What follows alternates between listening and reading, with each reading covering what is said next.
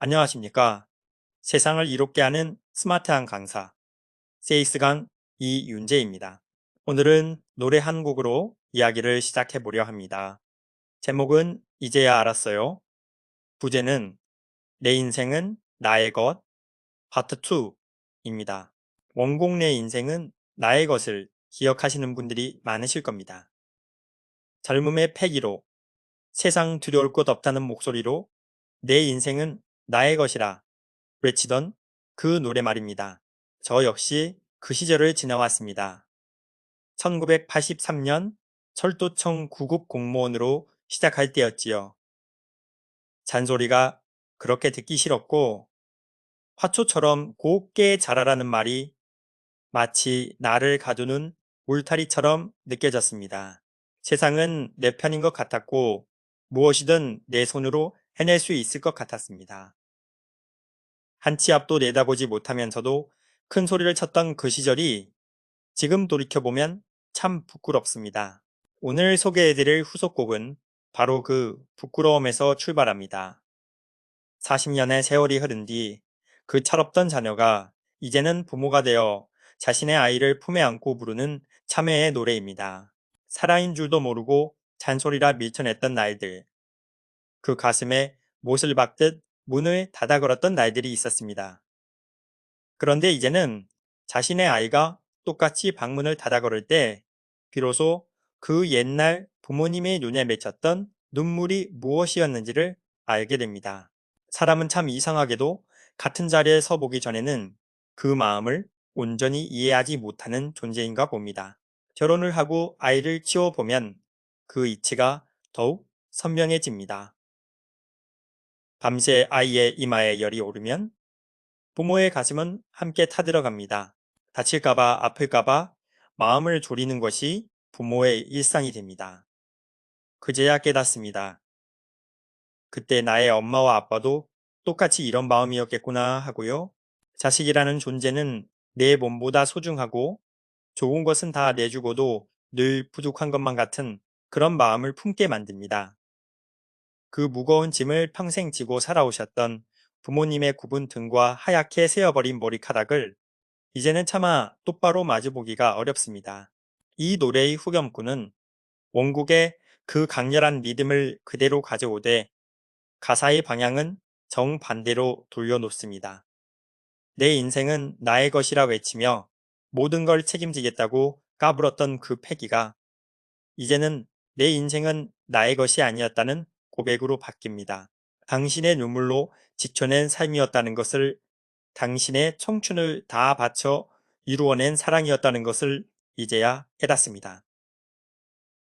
죄송하다는 말, 미안하다는 말, 잘못했다는 말이 목구멍까지 차오르지만 정작 그 말을 부모님 앞에서 꺼내는 일은 여전히 쉽지가 않습니다. 브릿지 부분에 이르면 노래는 깊은 독백으로 잦아듭니다. 시간을 되돌릴 수만 있다면 그 품에 안겨 어린아이처럼 엉엉 울고 싶다는 고백입니다. 엄마 아빠 키워주셔서 고맙습니다. 늦어버린 이 한마디를 이제야 바친다는 대목에서 많은 분들이 자신의 부모님을 떠올리시게 될 겁니다. 저 역시 이 대목을 쓰면서 제 어머니와 아버지의 얼굴이 떠올랐습니다. 살아계실 때 좀 더 자주 손을 잡아드리지 못한 것, 좀 더 자주 사랑한다는 말을 건네지 못한 것이 늘 마음 한편에 남습니다. 저는 고교 졸업하던 해 말단 9급 공무원으로 시작해 사무관을 거쳐 공기업 1급으로 퇴직하기까지 30여 년의 공직 생활을 마치고 인생 2막을 살아가고 있습니다. 강연을 다니고 헨플루트 공연을 무대에 올리고 시를 낭송하며 한국어와 생성형 AI를 강의하며 살아가는 지금도 부모라는 자리와 자식이라는 자리를 함께 겪어본 사람으로서 이 노래가 주는 울림이 남다르게 다가옵니다. 우리는 누구나 한때 내 인생은 나의 것이라 외치던 청춘이었습니다. 그리고 시간이 흐르면 누구나 그 외침이 얼마나 많은 이들의 눈물과 희생 위에 서 있었는지를 알게 됩니다. 이것이 바로 세대와 세대를 잇는 삶의 순환이 아닐까 싶습니다. 오늘 이 노래를 통해 여러분께 드리고 싶은 말씀은 간단합니다. 아직 그 말을 전할 수 있는 시간이 있다면 미루지 마시라는 것입니다. 고맙습니다. 사랑합니다. 이 짧은 한마디가 늦어지면 늦어질수록 마음의 짐은 더 무거워집니다. 노래의 마지막 소절처럼 내 인생은 결국 누군가가 나에게 건네준 선물이었다는 것을 이제라도 깨달았다면 그 깨달음을 오늘 당장 표현해 보시기를 권해드립니다. 전화 한 통 이어도 좋고 짧은 문자 한 줄 이어도 좋습니다. 사실 저는 강연 현장에서 이런 이야기를 자주 나눕니다. 특히 자녀를 다 키우고 이제는 손주를 보시는 어르신들과 대화를 나눌 때면 다들 비슷한 후회를 말씀하십니다. 그때는 왜 그렇게 야박하게 굴었을까? 왜 그 흔한 사랑한다는 말 한마디를 아꼈을까 하고요. 그런데 재미있는 것은 그 후회를 하시는 분들의 자녀들 역시 지금 똑같은 시행착오를 겪고 있다는 사실입니다. 부모와 자식 사이의 이 오래된 숙제는 세대가 바뀌어도 좀처럼 쉽게 풀리지 않는 것 같습니다. 그래서 저는 이 노래가 단순한 참회의 노래로 끝나지 않기를 바랍니다. 이 노래를 듣는 지금 이 순간, 여러분의 자녀와의 관계를 한 번쯤 돌아보시는 계기가 되었으면 합니다.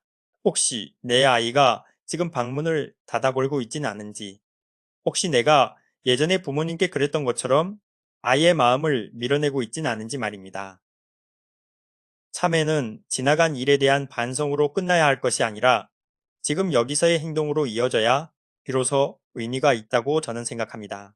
노래의 화자는 부모가 되고 나서야 비로소 부모의 마음을 이해합니다. 이것은 어쩌면 인간이란 존재가 가진 근본적인 한계일지도 모릅니다. 비워보지 않고는 온전히 알 수 없는 것들이 세상에는 참 많습니다. 그러나 다행스러운 것은 늦었다고 생각하는 바로 그 순간이 사실은 가장 빠른 순간이라는 점입니다. 노래 속 화자가 이제야 알았어요 라고 고백하는 그 순간부터 이미 관계는 회복의 방향으로 움직이기 시작합니다. 부끄러움을 인정하는 용기. 그것이 바로 치유의 첫걸음입니다. 이 노래를 처음 구상하면서 저는 원곡 내 인생은 나의 것이지는 그 특유의 리듬을 계속 마음에 두었습니다. 도입부에 차분한 서사가 흐르다가 후렴구에서 폭발하듯 터져나오는 그 반전의 구조 말입니다. 후속곡에서도 이 구조를 그대로 살리되 감정의 방향만 정반대로 뒤집었습니다. 원곡이 세상을 향한 선언이었다면 후속곡은 부모를 향한 고백입니다. 원곡이 밖으로 뻗어나가는 노래였다면 후속곡은 안으로 돌아오는 노래입니다. 이 대리가 듣는 분들의 마음에 더 깊은 울림을 남기지 않을까 기대해 봅니다. 끝으로 이 노래를 유튜브 채널에서 소개해 드리려는 이유를 말씀드리고 싶습니다. 요즘 세상은 너무 빠르게 흘러갑니다. 다들 앞만 보고 달려가느라 뒤에서 묵묵히 지켜봐 주신 부모님의 존재를 잊고 지내기가 쉽습니다. 그러나 인생 2막을 살아가고 있는 저로서는 이런 노래 한 곡이 잠시 걸음을 멈추고 뒤를 돌아보게 만드는 계기가 되기를 바랍니다. 여러분도 오늘 이 시간만큼은 잠시 멈추어 마음속에 담아두었던 그 한마디를 떠올려 보시기 바랍니다. 이상은 세상을 이롭게 하는 스마트한 강사 세이스강 이윤재였습니다. 감사합니다.